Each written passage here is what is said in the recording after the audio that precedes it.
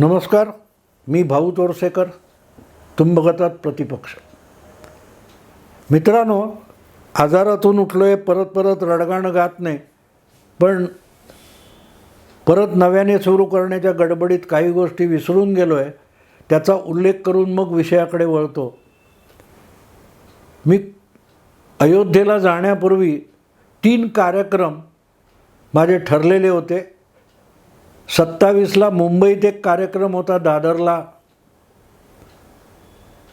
माटुंगा दादरला, आणि 28 आणि 29 असे 2 कार्यक्रम पुण्यामध्ये होते.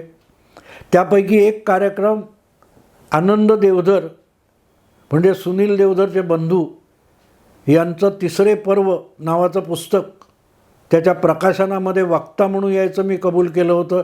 आणि त्याच्या दुसऱ्या दिवशी 29ला पुण्यामध्येच आणखीन एक जाहीर कार्यक्रम ठरला होता.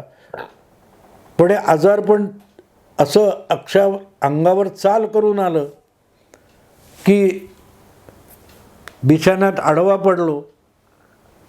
या निमित्ताने मी मित्रांनो सगळ्यांना एक आवाहन करीन.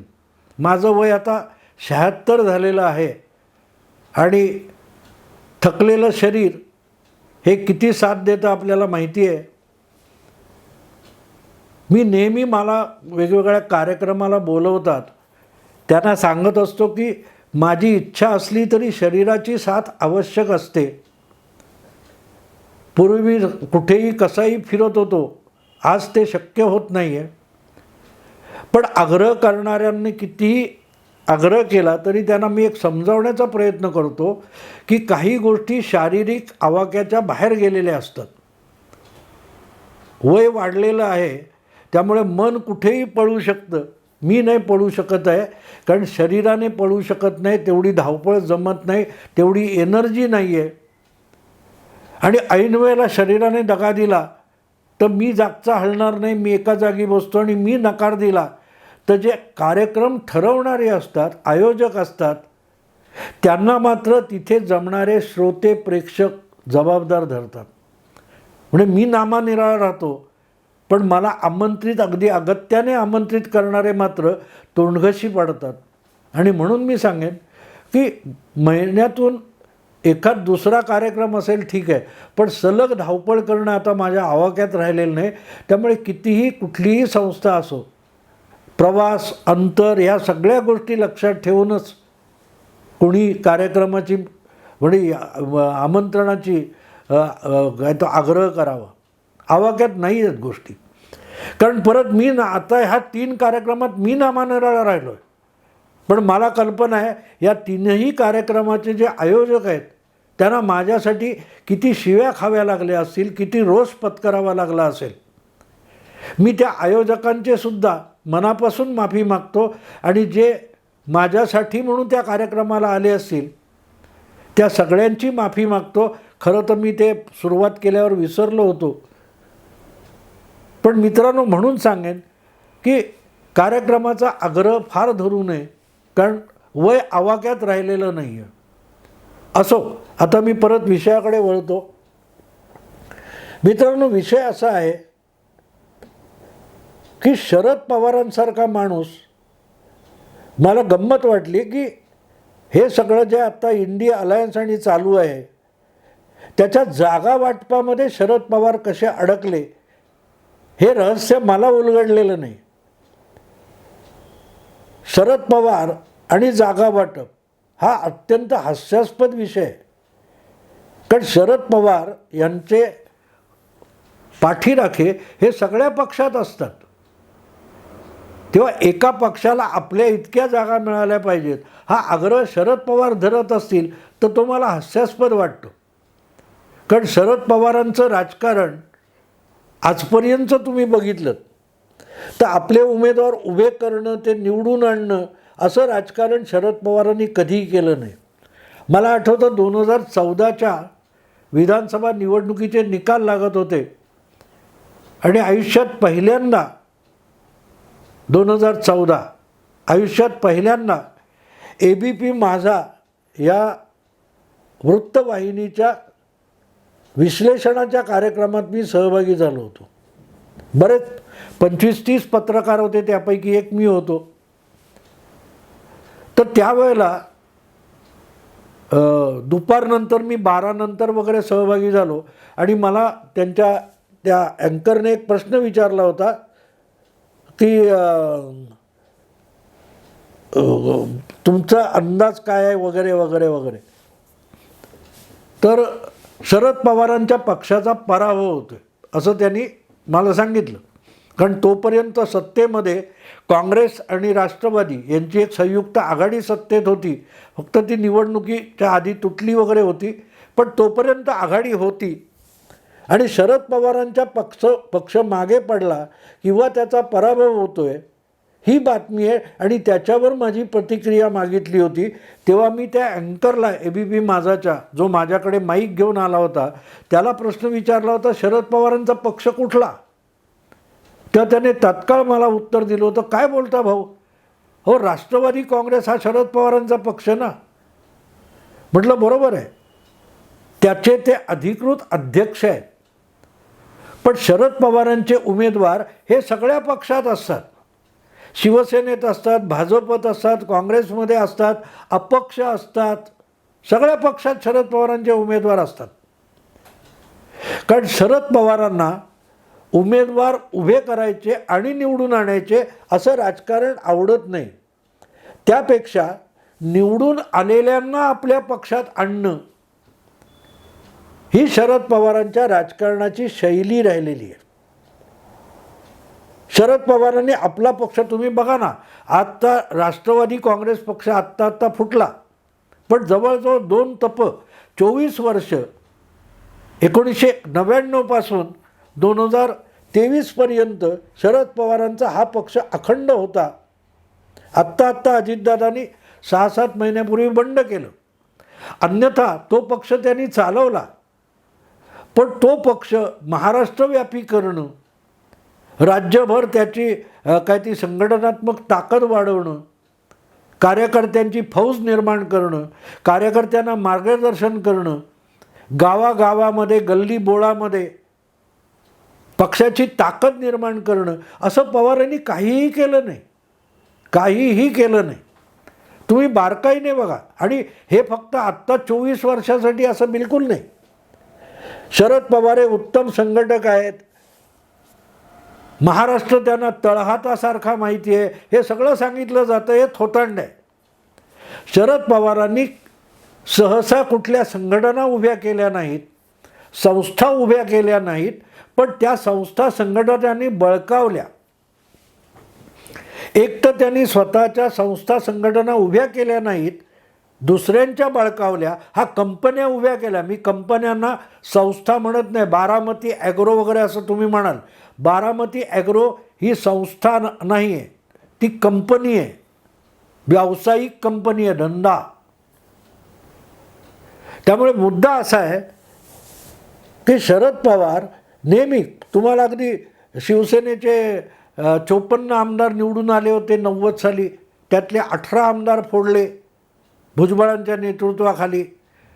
जनता दलाचे काय असतील आमदार, बबनराव पाचपुतेंच्या नेतृत्वाखाली ते फोडले होते. असं शेका पक्षातले फोडले, कुठलेही आलेले आमदार फोडले. पण शरद पवारांनी स्वतः कार्यकर्ता घडवला, निवडून आणला. अशी फार तुरळक उदाहरणं तुम्हाला सापडतील. संघटना बांधली, अतिशय मजबूत संघटना बांधली. उगाच 3.5 जिल्ह्याचे पंतप्रधान अशी त्यांची हेटाळणी होत नाही. कारण पवारांनी कधी संघटना बांधणं, संस्था उभ्या करणं हे काम केलं नाही. त्या संघटना बळकावल्या आणि आजपर्यंत तेच चालू आहे. आता उदाहरणार्थ मराठा मंदिर या संस्थेचे आज शरद पवार अध्यक्ष आहेत. त्यांनी मराठा मंदिर या संस्थेसाठी नेमकं आजपर्यंत काय केलं? म्हणजे माझ्या कोवळ्या वयापासून मी बघतो, मला वाटते ते 100 वर्षाची का 70-80 वर्ष तरी जुनी मराठा मंदिर संस्था आहे. शरद पवारांनी त्या संस्थेसाठी काय केलं होतं? पण आज ते त्या संस्थेचे अध्यक्ष आहेत. मुंबई मराठी ग्रंथ संग्रहालय, शरद पवार त्याचेही अध्यक्ष आहेत. क्रिकेटची, कुठची, कबड्डी, तुम्ही म्हणाल त्या, पण ही संस्था शरद पवारांनी जन्माला घातली, उभी केली, वाढवली, फैलावली रयत संघटना, रयत शिक्षण संस्था. त्यामुळे आमदारांच्या उमेदवार उभे करायचे, मेहनत घ्यायची, प्रचार करायचा, त्याच्यासाठी आधीपासून संघटना बांधायच्या आणि तिथून आपले आमदार निवडून आणायचे. असं पवारांनी नेमकं कधी काम केलं? बाकी ते कारे मोरे चोरे मोरे असतात ते सगळं आरत्या ओवाळतात. यू अँग्री ओल्ड मॅन, पवारसाहेब पावसात भिजले आणि महाराष्ट्राचं राजकारण आरपार बदलून गेलं वगैरे वगैरे. असं काही झालेलं नाही, कधीच झालं नाही. शरद पवार 75 आमदार एका वेळेला महाराष्ट्रात 288 पैकी निवडून आणू शकले नाहीत.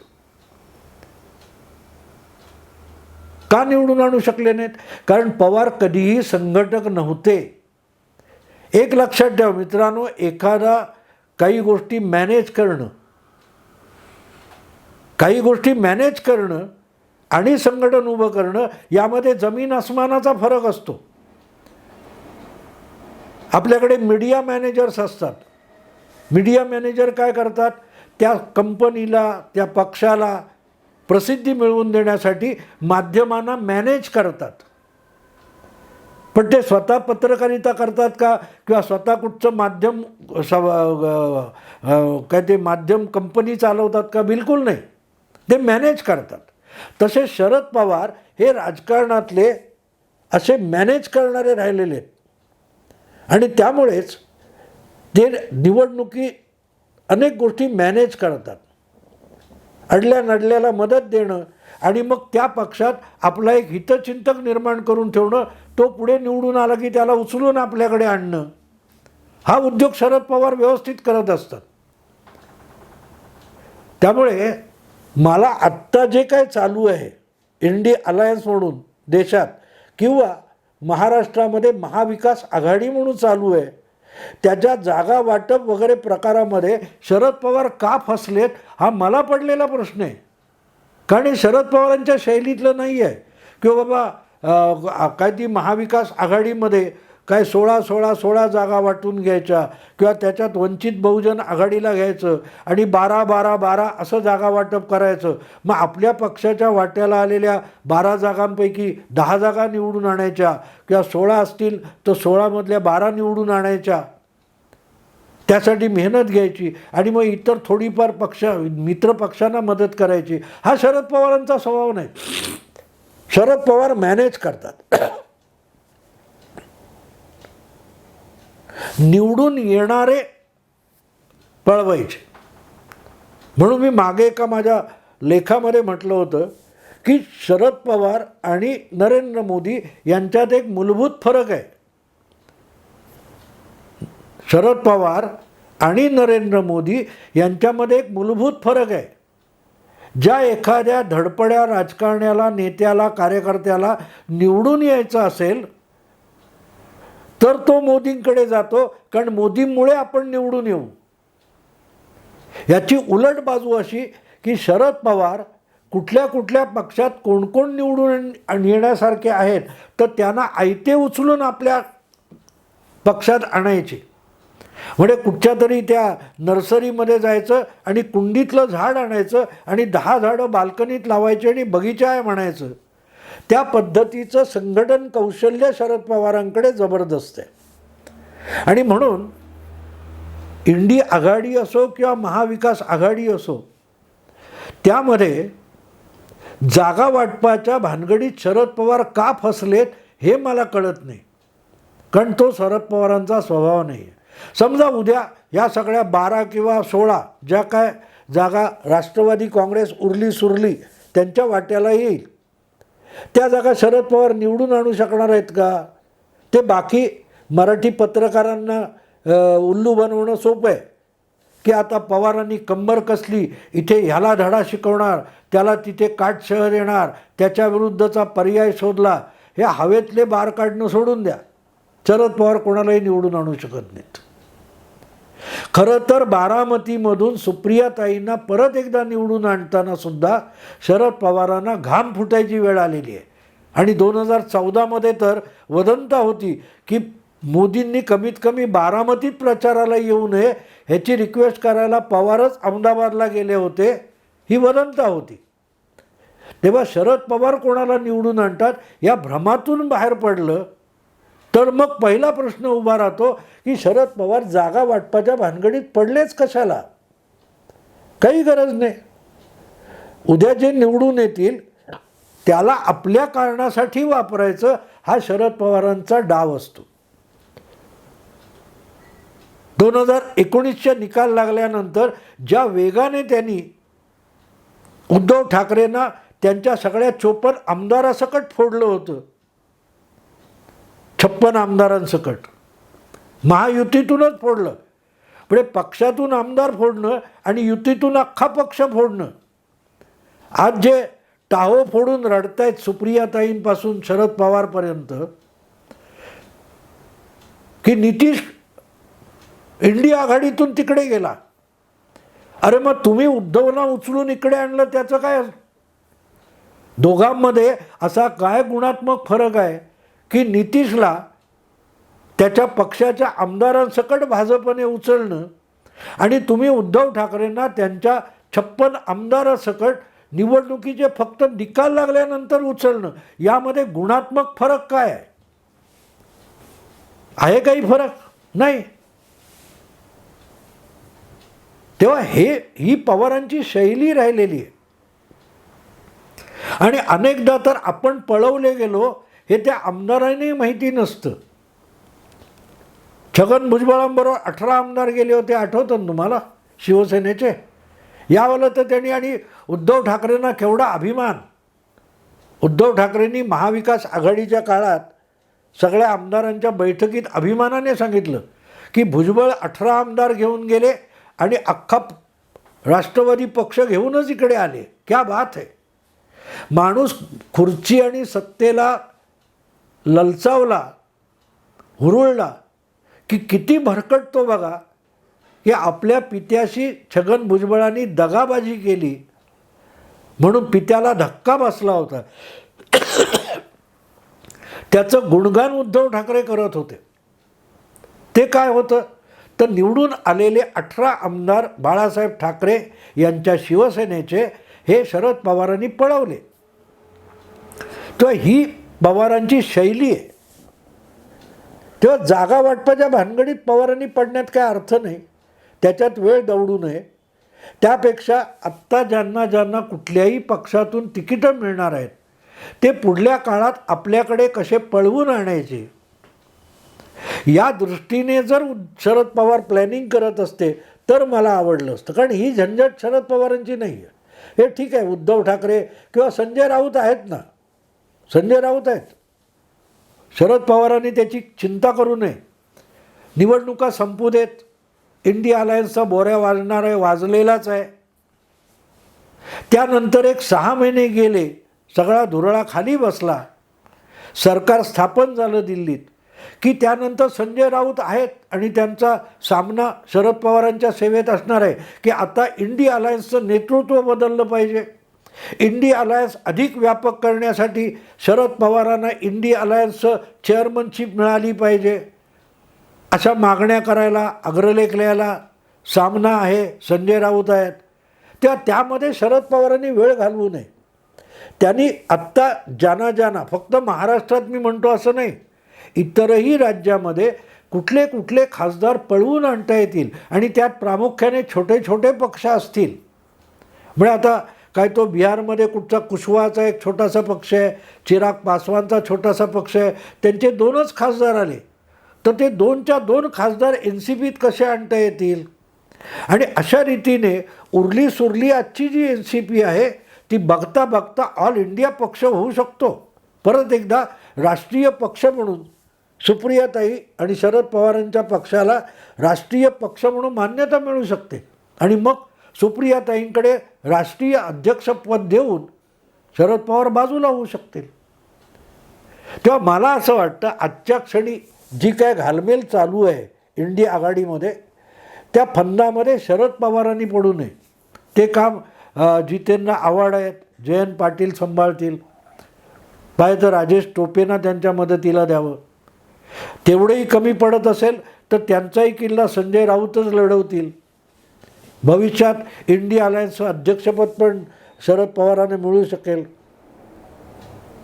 पण आत्ता जी दगदग चालली आहे ना, त्या दगदगीमध्ये शरद पवारांनी जाऊ नये. आधी ते चिन्ह आणि काय निवडणूक आयोग आणि सुप्रीम कोर्टात केस चालू आहे, विधानसभेच्या अध्यक्षांसमोर सुनावण्या चालू आहेत, जरा त्याकडे शरद पवारांनी जास्त लक्ष द्यावं. बाकी जी शैली आहे, निवडून येईल तो आमचा.